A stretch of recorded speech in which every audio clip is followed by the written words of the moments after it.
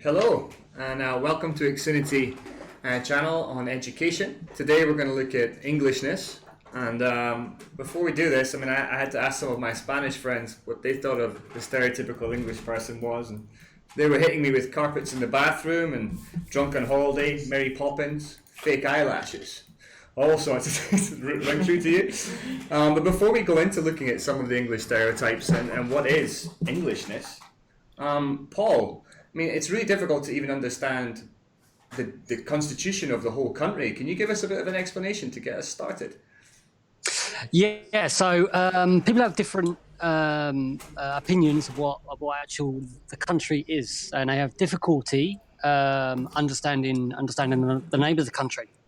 So the actual name of the country is the United Kingdom of Great Britain and Northern Ireland.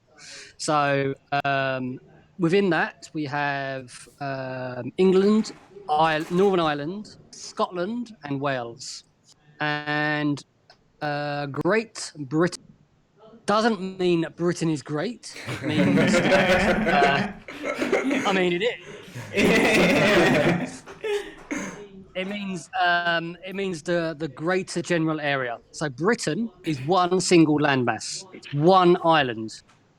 But the rest of the islands make up Greater Britain, Great Britain. And a similar thing happens with London. London is a city similar size to Barcelona, but Greater London is a huge area, probably about the size, maybe half of Catalonia, if you know your Spanish geography. So Great Britain doesn't mean Britain is great or Britain was great. It means Greater Britain, and the country is the United Kingdom of Great Britain and Northern Ireland.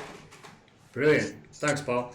All right, so let's get into some of the stereotypes. Rob, we polled some of our teachers. Yes. The external look. So we asked a lot, and lots of them were quite similar, and two kind of extremes, I guess, as well. On the one hand, we've got like polite, well-mannered, like queuing and this type of stuff. And then on the other hand, we've got drunks, tipsy, kind of football related, don't know how to behave on holiday. So it's quite interesting. You've got complete opposites, and that tended to be the main kind of things. In terms of people, we asked about people as well. For male, the most typical answer was Hugh Grant and James Bond. But it's been mentioned that actually David Attenborough maybe should have been on that list. And then women, Emma Thompson was mentioned most, and Theresa May. I don't know if that's because she's always in the news recently or what, but she tends to be the typical stereotypical woman from the UK, apparently. Nice. Where do these stereotypes come from? How are they reinforced? Bev, what do you think? Well, I think as Rob, he was referring to Theresa May and saying that she's always on the news. So I think a big part of the stereotypes are created by news, media, the films. And I think historically, certain types of stereotypes have been reinforced. Like, for example, with the BBC, like the RP accent, that created like a middle upper class stereotype. So I think that's where it comes through a lot. And I think those stereotypes have also been taken by other nations. So, for example, I think Americans really uphold that kind of British middle-class stereotype. And I think that stereotypes are also handed down from generations. So maybe like your parents have taught you about a stereotype and you take that on. So and obviously our first-hand experience. Ultimately, stereotypes, there is normally some truth about where they come from. Maybe sometimes you don't want to admit that, but there's like normally an element of truth that they're based on. Well, what about you guys, Paul Jarvis and Paul Bryant? I'll start with you, Paul Bryant and Malaga. Do you fit that stereotype? Are you a James Bond kind of character? I wouldn't call myself a James Bond. I don't think Ian Fleming would actually cast me as James Bond. I don't drink martini, etc. But I would say that I'm probably your typical London lad, born and bred in Bermondsey, central London, and I have a very strong London accent, obviously, as you can. People do sometimes find it hard to understand my accent, but I probably am your typical, stereotypical English boy. I like a beer. I like to go out with my friends. I admit that. I hold my hand. I'm very easygoing. Some may even call me like a bit of a cheeky kind of chappy. You know? Yeah. Typical Cockney stereotype. Right. What about you, Paul Jarvis? Well, yeah, I mean, my accent can be quite hard to understand. So I'm from Kent. So if you look at London on a map and then you follow the River Thames to the east, I'm about 25 miles. It's about 40 kilometres outside of London. And I have what we call an estuary accent. An estuary is where the river opens into the sea and becomes the sea. And I have an estuary accent, and you can actually Google this and look at it on Wikipedia. There's a Wikipedia page that tells you all about how we pronounce certain words and the infraction and whatever. And yeah, so the stereotype, I don't know. I'm not sure if I quite am a typical stereotypical Englishman. Some of the stuff I do is stereotypically English, but other times not. I'd have to my friends. I wouldn't be able to answer that question myself. Well, when I was looking at the poll that we got from the teachers, it seems to be this kind of typical middle class Englishness. Seems to be the stereotype, you know. It's a good point to take to Rob, our northerner. Rob, Rob, do you identify with that? I mean, do you identify as that classic sort of kind of Dick Van Dyke Englishness? I mean, is that you? No. Even though I said no, then is it? Yeah, but you know what I mean. The maybe fine. Yeah, no, I wouldn't say so. Would you think? No. What about you, Beverly? Well, in terms of the kind of cultural traits of like tea, I love tea. I do like a good cue. But in terms of Englishness, as being English, I actually don't identify as English. I would describe myself as British, because for me, being English is, I refer to people that are born in England and are like their roots are in England, so they're basically like white English people. And for me, I feel that British is more of a I was born in London, but British is more of a inclusive term. And I think that my understanding is the majority of people who are black and ethnic minority origins and born in England, they do identify as being British rather than English. It's interesting. Yeah, it's an interesting subject. I'm sure there are people who are black and ethnic minority from black and ethnic minority backgrounds born in England who do call themselves English, but this is just my personal, like how I see myself. I would also describe myself as a Londoner, probably actually before, like that's probably my first identity, and then British. Yeah. Oh, that's interesting. I think that's quite steeped in the history of England and then where it comes from, right? Paul? What one stereotype I've just thought of that I do. If I'm stood still and you walk along and you walk into me, I will apologise. Yeah, me too. You walked into me and I'll apologise, and that's an English, you know, we do that. Oh, I'm sorry, you stood on my foot. I'm sorry about that. We this is something we do, and I do that a lot. Yeah, so brilliant. I've started to hear some kind of more modern stereotypes. You know, people thinking of Dyer, some modern actors, and it seems to be forming a new stereotype, stepping away from that classical white middle class.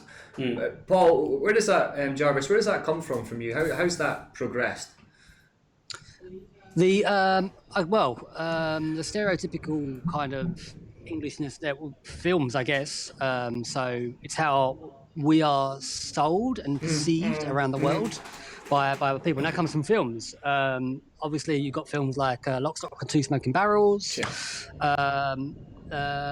Films. I don't know if anybody's seen the film The Football Factory or Green Street. Yeah. Yeah, so the film Football Factory stars a very famous actor, Dyer. it's about football hooliganism and all of that kind of thing. But you've got other films as well. James Bond, Mary Poppins, as we've already mentioned, Charlie and the Chocolate Factory. Oh yeah.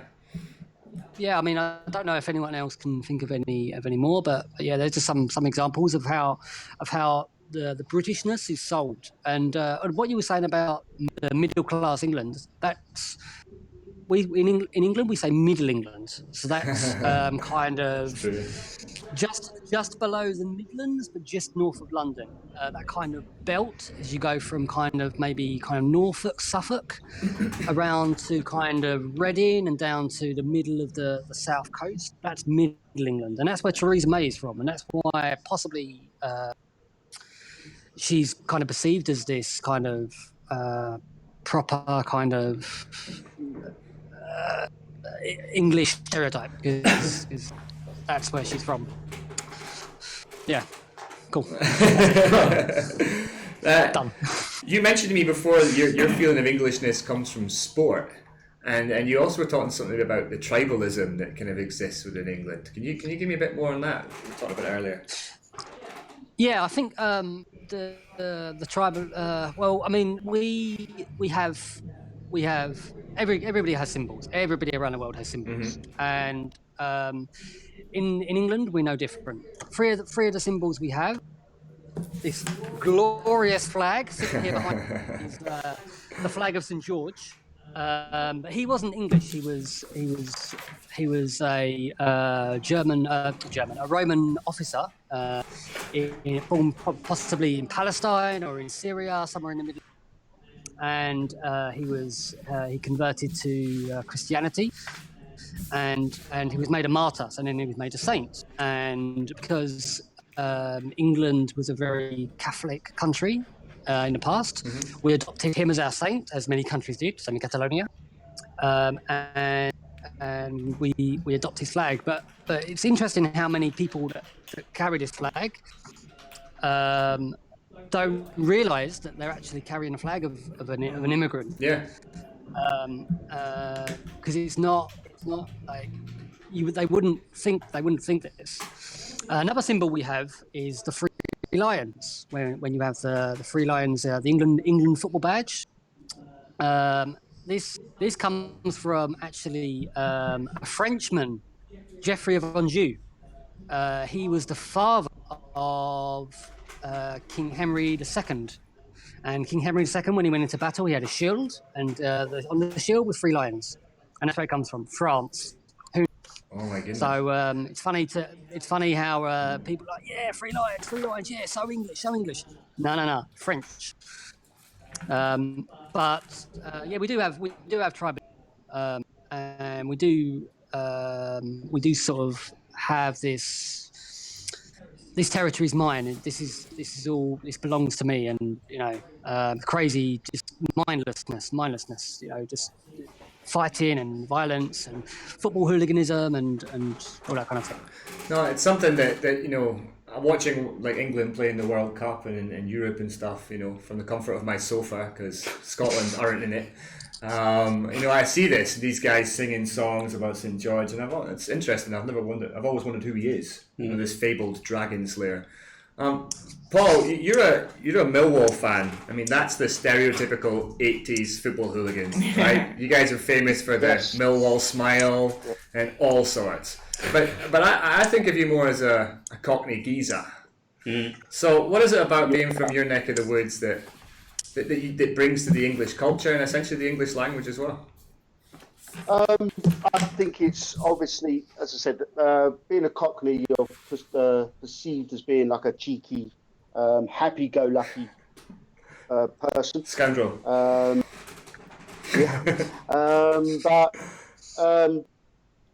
But yeah, I don't know what makes a Cockney stand out. I don't know, maybe the Cockney rhyming slang everybody uses.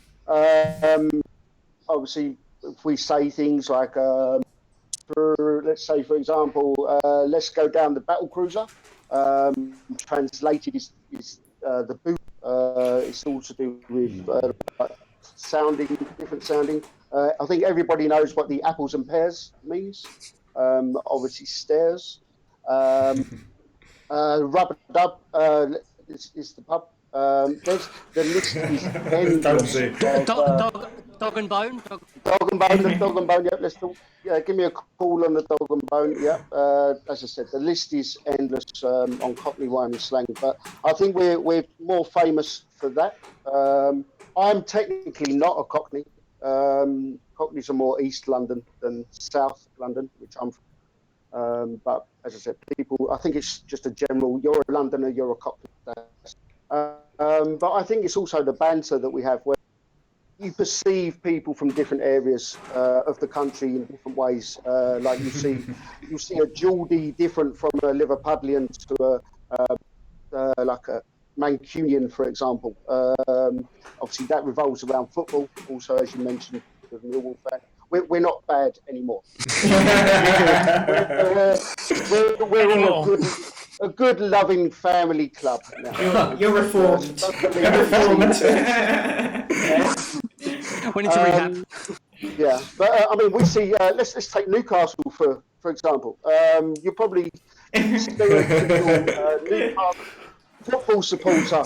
Get ready, Rob. Beer belly, big beer belly, standing in the crowd. It could be snowing, but he'll still have no shirt on with his big beer belly. Can't argue against it. It's true. A Liverpudlian, obviously, I know it's not true. Please don't hurt me for this. But it's like we always sing about they need to go and sign on because they don't have any jobs.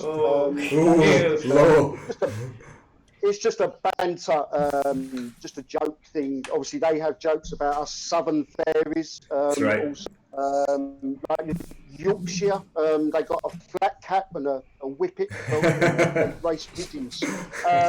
Drink bitter, and that's it. But yeah, there's different stereotypes from all over. Brilliant. Paul, I remember when we were training before, you explained to me some of the origin of some sayings that we have in English that I think a lot of them originate from the Thames. The worker in the Thames. Can you give an example? Because this is a real influence from where you're from. Yeah, there's lots to say. I actually read a book a long time ago, and it's all about where the different sayings come from. And lots of the sayings come from the maritime thing, like on the Thames, or from the old sailing ships when they used to travel to like India, etc., etc. Let's think of one. A good one straight away. You scratch my back, I scratch yours. It's a good saying. That was when if a crew member needed to be punished while away at sea, they would get. But it wouldn't be an officer who would do the whipping, because obviously that officer would then have to sleep with one eye open. So they would actually get a crewmate to actually do the whipping. Now, if you was to whip your crewmate really hard, the following week you might be the one who's on the receiving end of the whipping. So if you whipped your crewmate really hard, he's then going to whip you really. So if you scratch my back, I scratch yours, which is just touch lightly to pretend you're whipping, and then when it's your turn, he will return the favour and just whip you slightly. That's awesome. I love that expression. My back, Amazing. Was one of them. Another quick one. Money for old rope is another one. Obviously, this rope on the ships is like that round. Once it got all salt while I was away at sea, they used to sell it. Sorry, just going on the camera. They used to sell it in like a yard length, and because it was that big, you could actually make a longer rope of like that size. So they used to sell the old rope on the ships, from ships, to make money. Oh, that's awesome. We were talking to Mark Bransby, who's from, I think he's from Middle England, isn't he? And he was giving us some more examples. I think you've got some of them. Yeah, I've got some of them down. Again, some fascinating ones that I enjoyed. Potholes, right? You know, when you're driving along, potholes everywhere. So in medieval times, people stole the clay from the streets to make pots. Oh. Simply. And then so the holes left behind in the road became known as potholes. Quite like that one. Simple but effective. Wonderful. Good, I like that. Yeah, no idea. One that I'd heard about before was raining cats and dogs, and there's a couple of theories, right? But one of them, that back in, again, medieval times when you had the thatched roofs. If it rained a lot, heavy rain, the cats and dogs would literally come through the rafters as they kind of give way. So that's possibly where that one comes from. And shoplifting. So yeah, again, medieval parts of the British Empire where shops, people used to use a cloth to in order to steal.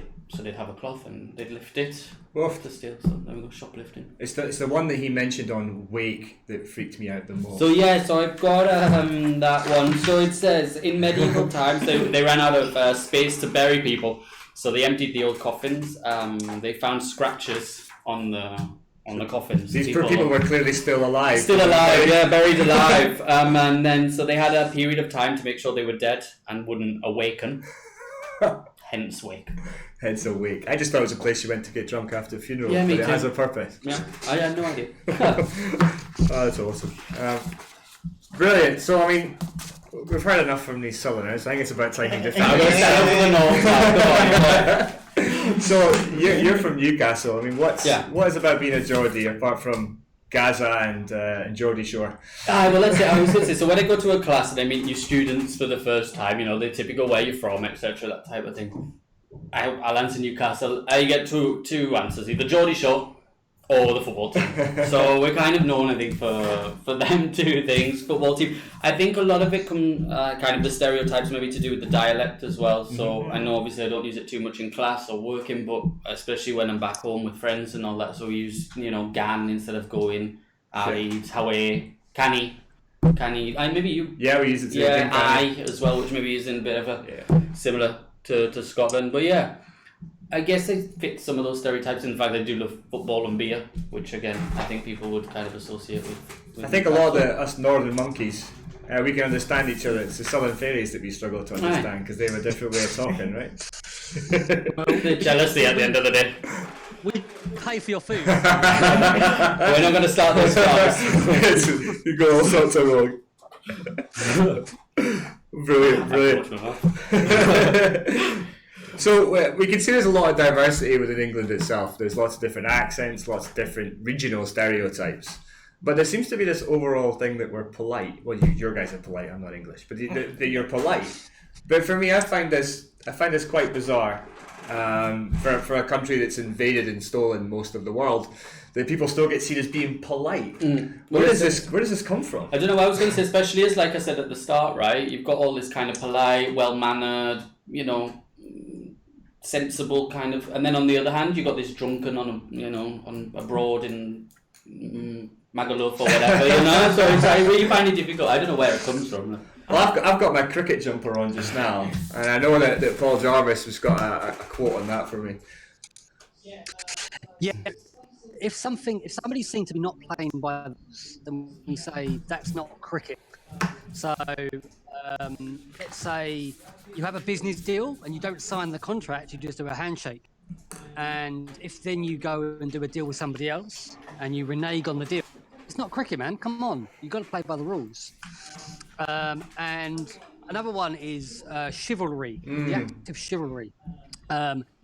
Being a gentleman, basically. So you treat a woman like a lady, you stand up, you open the door for her. And yeah, just play by the rules. Just be a gentleman. And this is where I've maybe polite.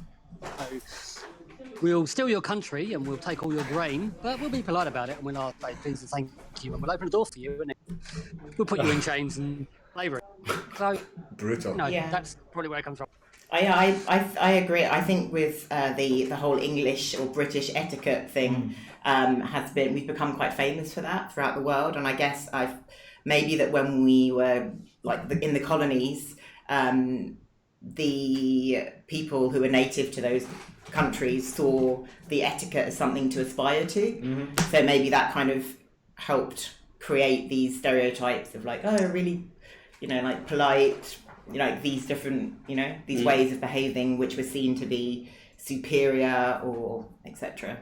Right, so it's a strange concept that people have of English and British being and I think polite. it's built up over the years, through the history. It's definitely quite a complex thing.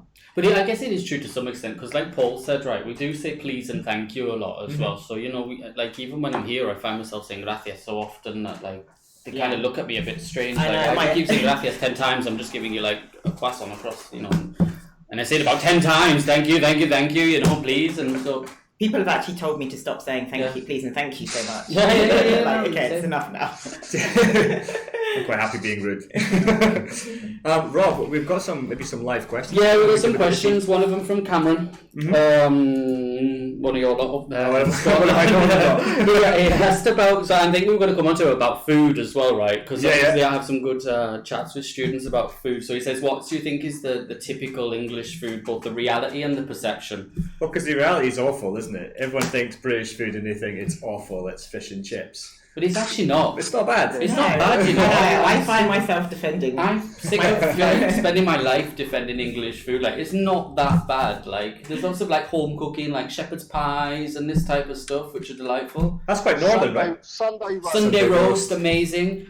Cornish pasty. The best meal ever. Just a pie. Just a pie. A breakfast. I mean, that's the best breakfast on the planet, bar none. Scones. The Scottish breakfast. Scones. English breakfast. It's not a scone. It's a scone. No, not Pie and mash. No. Pie and mash. Pie and mash is the best dish. It's a shame we don't have a scouser here because the scouse is a type of dish that's with it. I don't know if are they named after the dish or is the dish named after them? I They're don't know. named after the dish. Named after Definitely.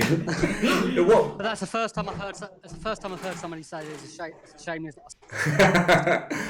Well, what's a classic dish from London? What is like for people who have not who aren't from London who maybe kind of think it's just pie and beans? Is there anything else? What else do you guys have? Jelly deals? Well, I think. What was that? Jelly deals. I was going to say jelly deals. Can you explain what that is? Pie mash, liquor, and jelly deals. It's literally an eel which is stewed. They used to actually cook them in a bucket. They used to boil boiling water in the bucket, and then the water would turn into a jelly from the eels, and you just serve it like that, and you eat the jelly with the eels. And then you have the liquor, pie mash and liquor, and the liquor is actually made from the eel juice too. It's delicious. It's delicious. Go into a pie and mash shop, ask for a 2 and 4, so you get 2 pies, 4 mash and liquor. This is just making me crave it. And obviously the Sunday. The Sunday roast. Yeah. The Sunday roast, the jelly deals. No. I'll take fish and chips. Food. Yeah. It's not that bad. It's good English food, British food. No, British food in general. Like the students make out like it's awful. It's not. Yeah. There's other types. There's things people don't necessarly kind of think of as being English food. I mean, I didn't realise till recently that chicken tikka masala is actually an English dish. Yeah, we invented it. Yeah, it was like a Invention. creation of Adding mayonnaise to people who couldn't handle the curry. Exactly. Coronation That chicken. Didn't I it come think from is Birmingham or another. somewhere? Coronation That was chicken is actually like made to so they could take the spices and use the chicken that was tasting bad because it was going. Ah. Oh yeah. That was how it was discoveed by the British troops in England. That wasn't chicken tikka masala. So English troops in. Brilliant. Do we have any more questions? Just When we politely invaded. Yeah, we said sorry, so it was fine. One more, which is quite a good one, so I'm going to put you on the spot. We'll all answer this one, maybe. What is the one thing that you should never say to a British person? Oh, good question. Oh. A British person or an English. Here it says British, but we'll do English for you. I mean, Okay. or you could say to a Londoner. Let's have the worst thing you could say to an Englishman is let's have a penalty shootout. let's decide it on penalties. Yeah. No. Unless we play cricket. What part of Scotland you from? That's probably the worst. Yeah. But I was thinking that's maybe the worst thing that you could say to a Scots, like, where in England are you from, right? Well, when was the last time you won Wimbledon? Yeah.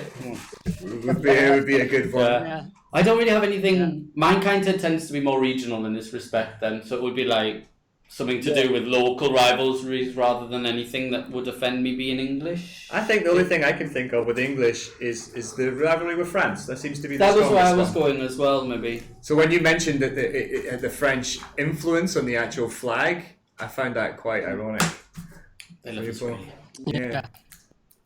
This was backwards.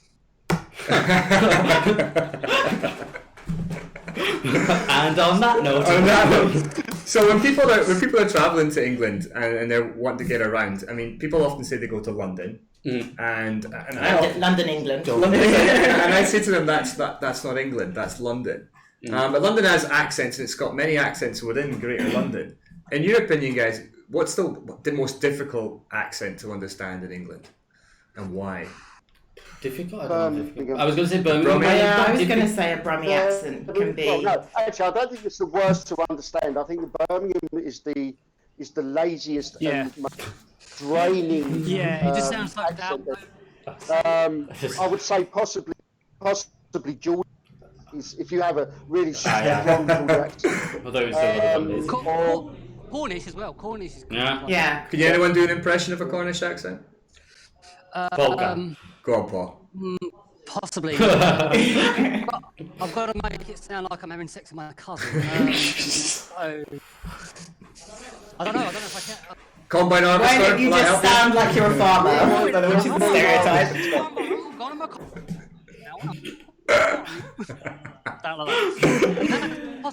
That's possibly where the pirates, traditional pirates, because they came from that area. That's right. Brilliant. Wow. Well, I'm going to wrap it up there, guys. We've got to the end, but this is just the first part of a series that we're going to be doing, looking at the kind of the outstretch of the English language and see where it comes from. We're going to lose Rob here. We've done Englishness. I think next time we're going to look at the Celtic connection and then look at some of the colonial influence through South Africa and the Southern Hemisphere, Australia, and then we'll look at the Americas, Canada, Caribbean. So thanks very much for joining us, guys, and follow us and see you next time. Bye-bye. Bye. Bye.